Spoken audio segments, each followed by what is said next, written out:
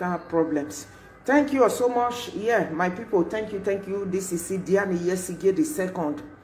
aka social media police when agbelegbo aka wagi agbelegbo yena the Murphy no gioba setting ya viema when age Frank Victor or ma when age Frank Victor when odo amwe gwairo we dead baby social media e posti ma we no wo when you would don't get the Murphy gay do ma me not gu egwa the Murphy we come with social media and the Murphy. Mammy Anna Nick by way you work yammy and me ever to no yakin ogioba. One ogioba here the Murphy. Mr. Roland Decoy. Well, dear, where me came in, he a bad day, very guy. So, does that make you now not to be an enemy of Benin Kingdom that you are? Eddie Murphy.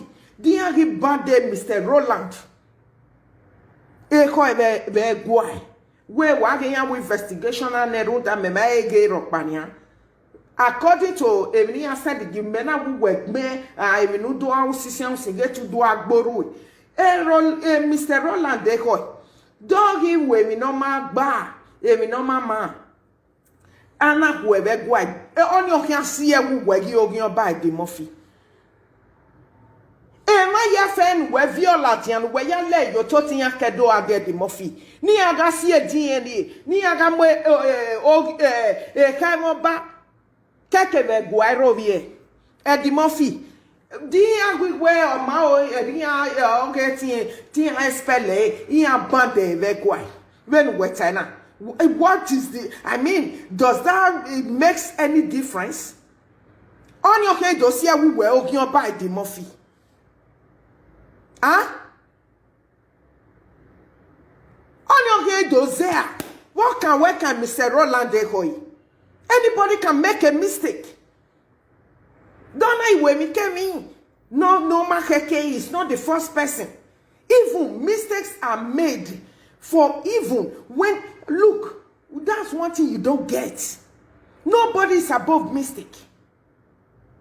But learn from your mistakes.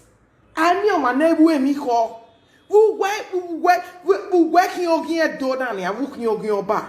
Etin atiewe e the Murphy. Iya mo bogbo we be gwani vegenia. Iya mo bogbo. Zeve nu ya when mo dogbo to. Umudia nuaya riato ne doni. Eya na tiewe ya na wenu do vonto. Wa gberegbe we no wegi mudia yo deko de na ya mwedoria. Na ya moded otone doria. Wenu vebo ba. De tu we magi yere. Vegeni. If you have learned where to wegele Johnny ya we mi. Wo gwe magi do agwa ve. U ederionia u ya we notice me. I service when a guam go regwe. A guana gele padigoni. Yana jal igor reni. Yana mugwe. Woya bosa yuru. Yana mugoni gwe. Huh? Igoni yamugwe di Murphy. O yes, there were a magity walking oba. A magi we jogging oba vetenena. Who were ya guani? But you walking oba? Vego kaoni a video nu uga gwa lo deko de no aya mwedoria no aya ria motonedo ana doja we ya voto ni ko be mani gipa u we voto ni re wo ya de ba mo ki face iyen no video ni pegwe e di mo fin we ma na Vigi dog get to ya dead by monkey face. Me o get to wega me a video me. If ye ke do la dian va sokpa, if ye ya wewe ke kale kwa go vive. We o get do abu o de we o denuriena e no keke o bute de by monkey face ifone. E keni mena akpe video ni giwe aga mogi averovie. We paria o gugwana. E panu makia vagbon masemi rokpa ogion ba okin de mofi. Like I'm not ya go ogion ba gwan. I hate wasting time. Ogion ba is a non-entity, is a nobody, is a gagagoo. It's a point. They can imagine. Me my beg on my bone. I go on imagine that beg on my bone. I might go gion ba. I march you down. Seven I go gion ba nukin. Eddie Murphy, who do agboru e go getting and suspended Mr. Roland Decoy or dating Agikwe, where maybe is guilty of all these charges, right? Larry Eddie Murphy. Ma ya fe from Victor semigo jegwe ni odo amu egwaro vie kedere ade we ati do ka gwe mo bobo mo se no mana do la dia do ka mi ana ni aga giga mo egwa mo ka mo baro vie kedo ade okay erian hueo erian gi bande espele e o gbe do igogoji. When magu oh God Almighty. Mami anado agwa kan mu gwa no gyan ba na. Wa weta guwa. Me. Imami egeya ge mi agmofo. Iwo gyan ba we na di Murphy yi. Di Murphy, wo mai ho kedere o ade. Na from Victor go your side ye. From Victor no you menwa. Ya yo van social media. Umai hogo mwe guerovie, mwe vava rovie, mwe kangoba ya rovie, kinye ko semigo ye gwe, no ma ase madan, no we ase madan. No we ye yawe a 50 cent newspaper. E kenye na ye 50 cent ya ase madan.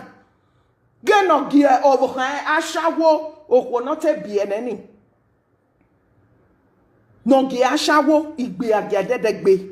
Imi o kagma yo ha Eddie Murphy yawe service ya gbala mafune ana mu igorere amubo wegbe ma ye oho vagbon ugu ki anze gwa body Murphy uzon ya wukere obo kanovi otobo uzon ya wukere atiti noronia ora okere Victor noro use Yotobo waka wusagi edo. Oweso for that reason wetin am make sure in aye go abosi oto. From Victor we emanati o ema me agani me yahuwa. O se de gunwe. Kene from Victor nanya dunwe ga. We emanati mwe gwa gboto ni ageti yoma. Egwa no edo. Eyin we from Victor nyadana na send gime. Can he and one do ever ho avie here gumenia. From Victor, in your bog bewe. Oh, come here, Yahweh, dear managelating where guano dog bottle. Oh, what can Hagumaha? Eddie Murphy. Ne from Victor Vese, me go their way. No ma say madame, no we I say madame. E kene na ye 50 cent 1 euro ya hase madam. E megi kamu gwena. Geni ya wode bon tonve Morocco ne ki agi nwina ga gwekia. Umai ho kedere ha devi ya mwegwa mwe ka mo ba mwegwa hi o rovie. Oge Mr. Roland Decoy. Ave mi o manezeti ave wa be mi kwa. It's just for you. Maybe even on ave sunu na deri o geleje mighty eni. You no ya wan de gbe. You learn from mistakes, from your mistakes. Who that to where? Beganana you wear vote of a do. Imagine you ma ye do ati walking your back. Vedene nana.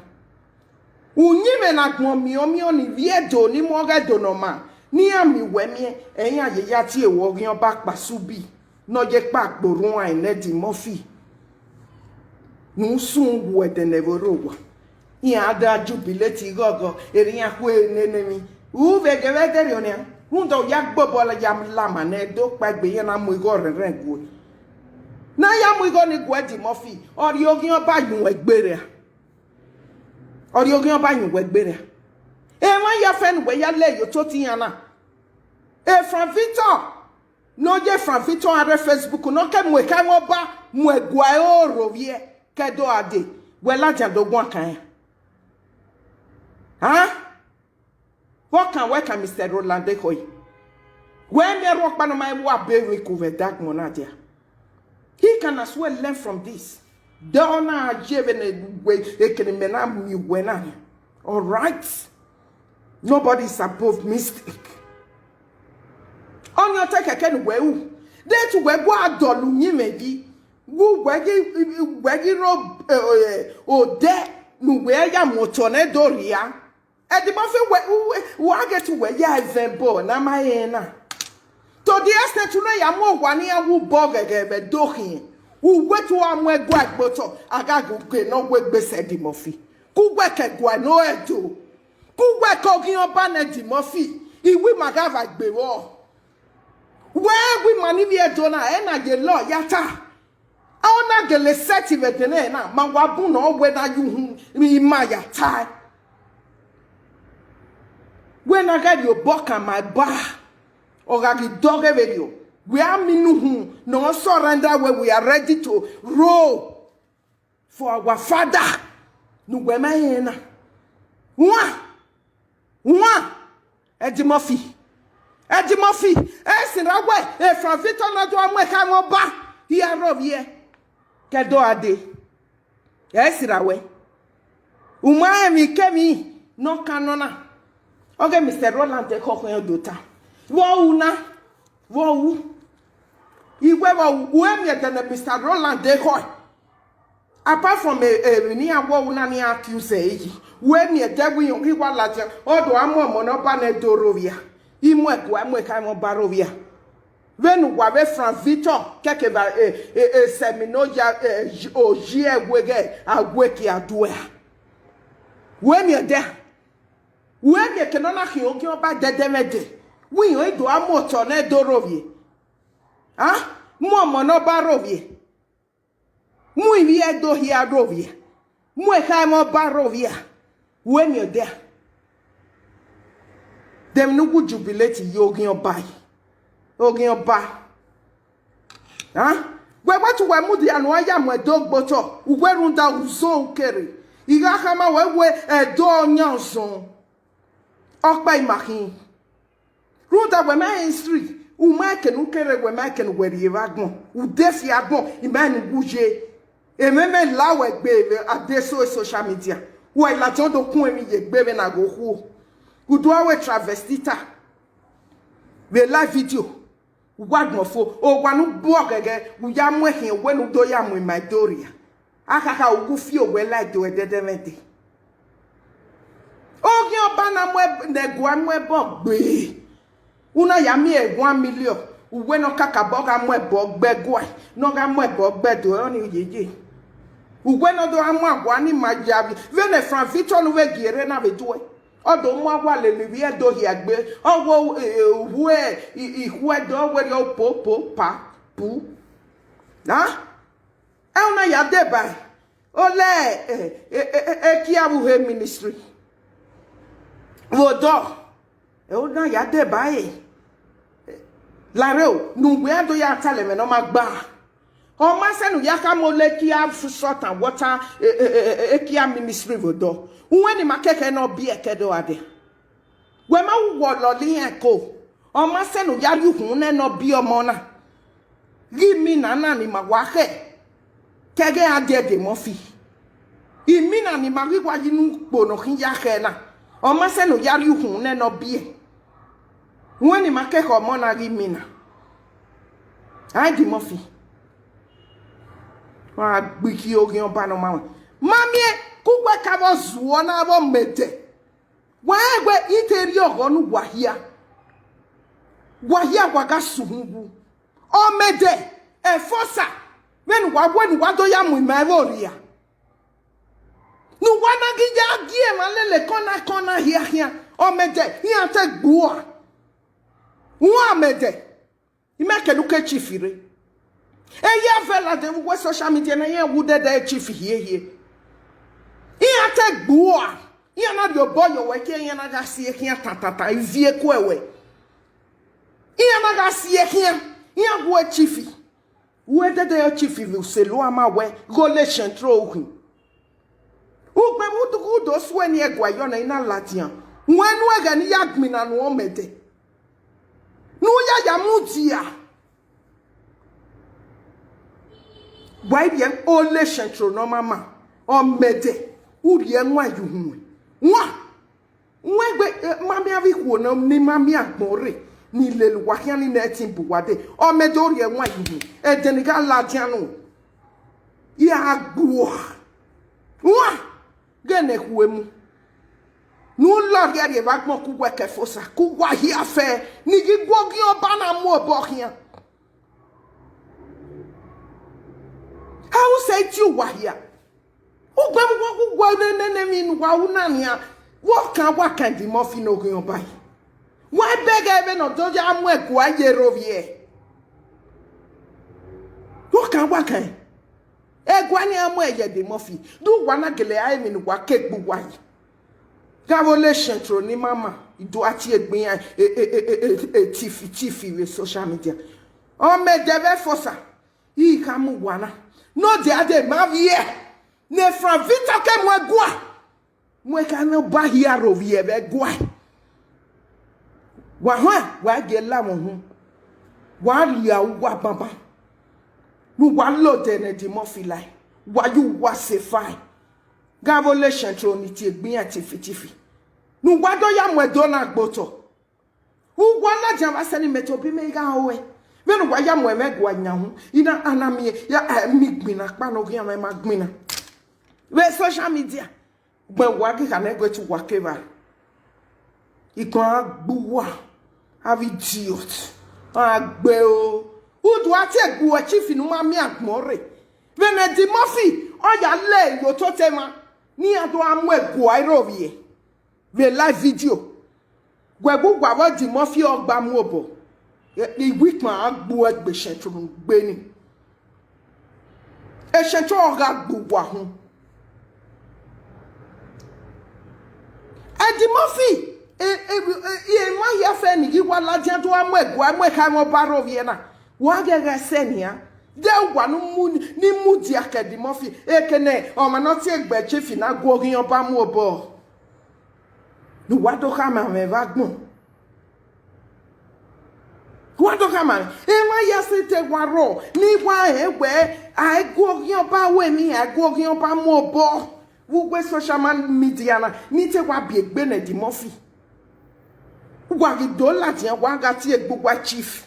No le logi on ba hian. Eni e do ga hian we ogma be chief ive we ogi on ba hian lele hian. E mi na hia. Do ya said na na. Na gi waje ogiri nuki no hian de. Ne fra vito ke wa mwebo gbu hu era vije. Where o egwa no edo eyin emwebo gbe ami kokpa no maila ami o mo pa ya mwe baba ka mo ba pa egun akana sami go ye egwe ga gwekia ga nene hu ki e ke fra Victor ni agi ke mwe ka mo ba mwe gwa rovie me ki sati kinu kuno gi kinania Ikma agbu wa abolation troniti egbin ati fitifi. Wa ya lord ya revagun. Olation tro. Erin agele wa giyanji. Me ge e social media na iye me ohun enu wa ge gbele gbu wa. Yi were gbegun ajo. Veni abi wa ye ri wa ge do deyi. Okeke ya agi me. Umaka gwe ma na olation tro. Eri wa ge je na. Wa gbe wa me mi pa wa tin we do wa setting I manivie do I ma aka me di Murphy uzon no kere na edo nyanzon uzon ve do pa imakin edo nyanzon ne di Murphy wi kere na wetin ye we ni edo via oda gwa emi na gwa no edo gi si ye di Murphy egbe I mebe mioi we o my way ibi yo bani go we ya here e saga aroni of ya odagbe e na do ari egwa yido ya mo kai mi ya rovie wegwa e chiefia the subjects of the palace ero ama egwe wahona ma gbuwa igwa gege ti e boni o erio egwa gido je gbuwa yi ogwa gi o mama omo to boy kai mi nokin oga kan wa kan shentronu wa ya gbe ave tifi wa gweri out the shentroni to wa de egwa he memenu wa memere e tifi ni ma enegbe ne chifi ana gbelu wa won chifi no mai su wa bonu wa go alokin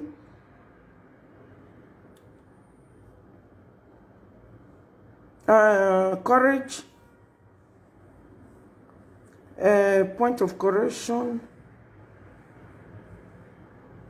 Okay, let me just start from the beginning. I've been waiting on the royal palace to make an official statement banning Edwin Ogionba from talking about the palace. Oh God Almighty. God will continue to bless you, my brother. I'm going to read out. Iyana igwe gay ne dena wa ya gbesini arunda mi ari nwina oye na mi ewe iri nwina o se be gbeme ke na so wa denu abogi oba na yen igba ya gbeti ni why be me de if ye wo be e palace yan ki ya we topic me media wa ya gi bi yoba e ke ne palace yoba ki na do ki e topic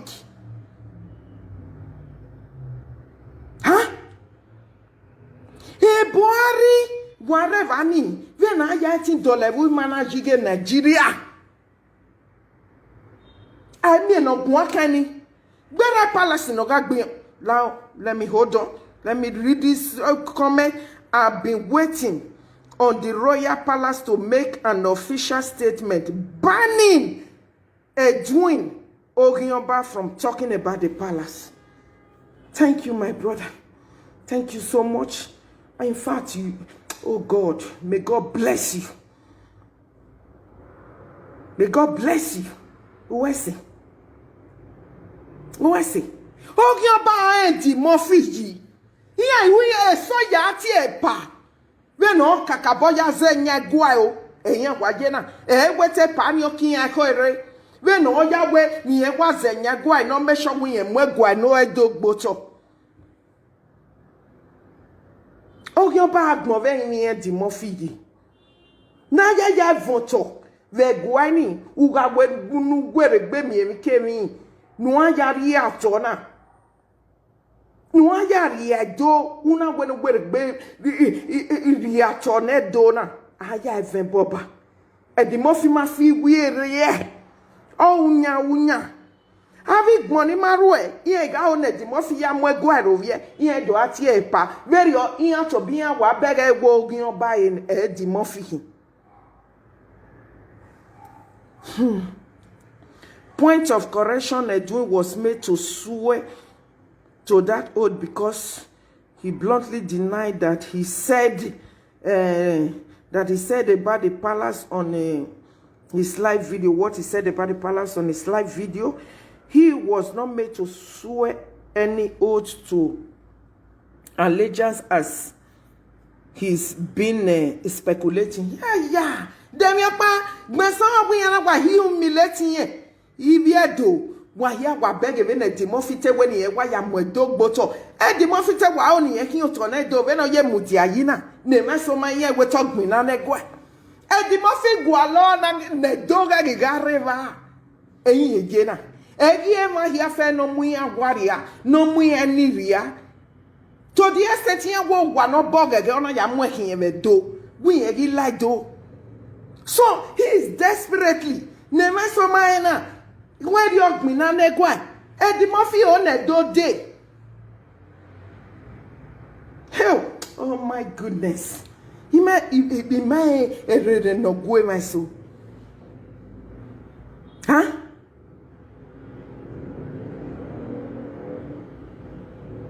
Edwin idahosa still remain Ogioba in Benin. Exactly. Do I say? Kakabo. Hey, the mofika miemi ni aya team we dog boat of a denena. Na me we do ni exist here. Ye ga o yeke. On evani ye mudia yi. We no ya tornado. No go day. Why me ya fe no you? Why beg? Gi mana hunwa. Emi no ranwa ma dege. Awa hunwa. When we no see na wa mo bo nwa e mani me wa mo bo we ni wa Ogioba ni wo na mo me mi gba yan wa kin Ogioba nene mani ya tin ya pa tin ya nene mi ga talk pe ni to bi have Ogioba yan hin. So for that reason igwe ya no mama mi again ne de na wa ya gbesi ni mi ore ni magi etingi vetene na baba Ogioba ni mama na ha akweni ya bege ido ya mona ba we de na kwe iya we gbe magi okegbe ni okere ya vision va gmoge montana go avo Ogioba tornado ne nikawa na tie hiamu ne nikawa na gbelu popo no kholele hianya no tornado ana ranuri hiaye wa jesin de kenke ke son e demonen ido ya mona ya mu baga ho e va no na do mi no ya ti egba tif go le chentro no bo ya nwi na die ni e ke de mi mari ejunu ogi ese mono ni e ya po bojo Ogioba na yi right from the beginning e ke na ya we wo kan tifi do ya kan Ogioba. When I get active in working, what can we ya can you buy? Nika no telling ya mammy is one every yo. Even no ya lad have a live video, a so do serio, Ruda, even no ya lad have a live video in my people. Me my di Murphy de wa a live video me now. Akbasubi no ye pa gboruan e me on jive ni ya on adenu imagine Germany devin na wa kwana Ogioba yen di Murphy oriaro e onji no ware social media mu yere ya waria no gwalo deko de ya fe no ya si edokoto si vie do ya fe koto weke do aka mi megbe e ko e gba mo bojeri o ago egun wo ya go Ogioba gun me gwa yi ti Ogioba gu megun ma Ogioba ti ame communication wa imeme mi mewu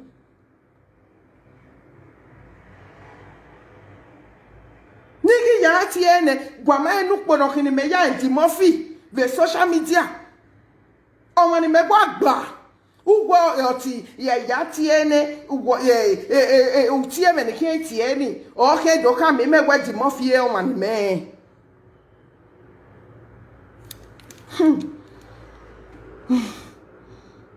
I've been waiting on the Royal Palace to make an okay. What's it? Thank you. I don't go. Mr. Roland de and so what? Yeah. Omagi we mi no magba. Yeah. Okome. Akwenia. O de no ya nya do no ye ya na do kia enikin o. Then I will video ba me. Di me na me I will post the video. Maximum I can just share it. Then ya do la dia do I video ba. O de no ya na do wo de no ma keke. One la dia do mo ka ron ba ya rowie. Udo u serionia una ya jaje Fran Victor bo we no mention we no mo Fran Victor ye yo bo e fa gbewe. Ki e kese mi no ye we. Gane ne hu. Iya yo be fa gbewe iya managele eti mu ya go ai ni gboto. Edi Murphy wo rototo yi. Emi ne gwari wa tied up. Mami guana no edonu wayako. when na social media na e can bi wa na emi na gwa hini bi edo wage wa ze duwe ke social media re ado mi egbe wo to we dokpa we are mini we do no vi hu yo there we agwagwa egwa agwa kana we ye ready ni aya fu hu ye mfo a we gwa fie egwi ma agwa kana but agmoni magije we dene nana when wana do meme be social media gwa ma emi na gwa hini do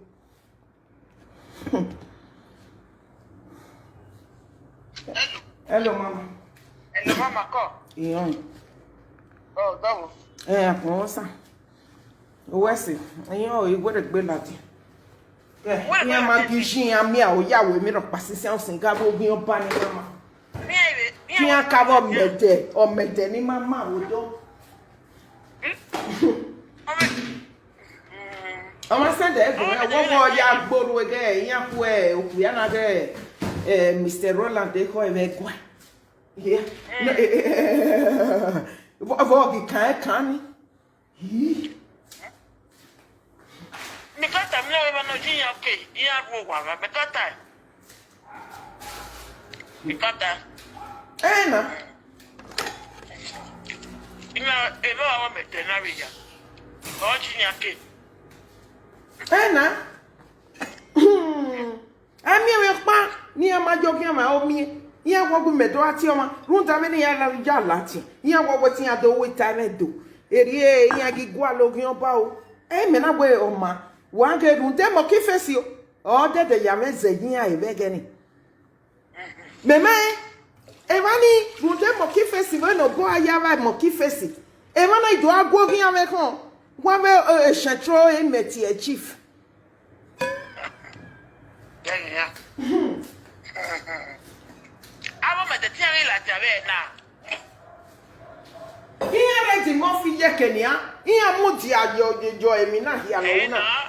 Yeah, can I from Vitona? No, we a man who go at bottom and go back. Hell. So I want no. Here, Mutia, Nena. That's it, I know.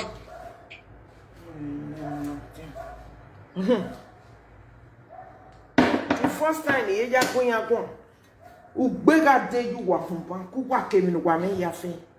What? Hello. Hello, yes. In we cookie get it breaky. Oh, my so what? Oh, the level. Yeah, so I better. Oh. Can me why you nice? About 3 hours to women. Okay. Oh. I know big boy. Egbega wo. Egbega wo no pokpedo egbega wo. Egbegi zede wedo na pokpo. Okay, na amuje. Edo wa rekege. Wa ma say kiana ikia wa ho. Emi ya na do social media. Ube. To keke na do social media. Emi ya fe na ube kwa. Iya ya photo get the Murphy ya na we wa we regberi ya bo tornado. You were the Murphy na ke ba pa ona ya mi minister ge ekia bu he water. Na ya we ya tin ya wo. Ona ya mi 1 million.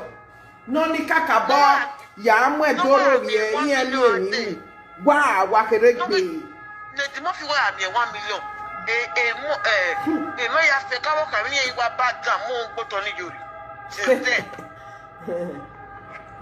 we mi e ban from Peter no ro yan boy o setting wo giti ekedo ade oga ti yore yes ma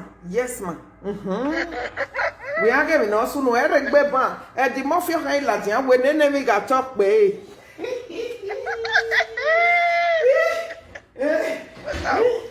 Ijo. Iria ve waka. Ma guware ma. Social media, I said, social media do I got meaningful. We will know who is who. I got on my non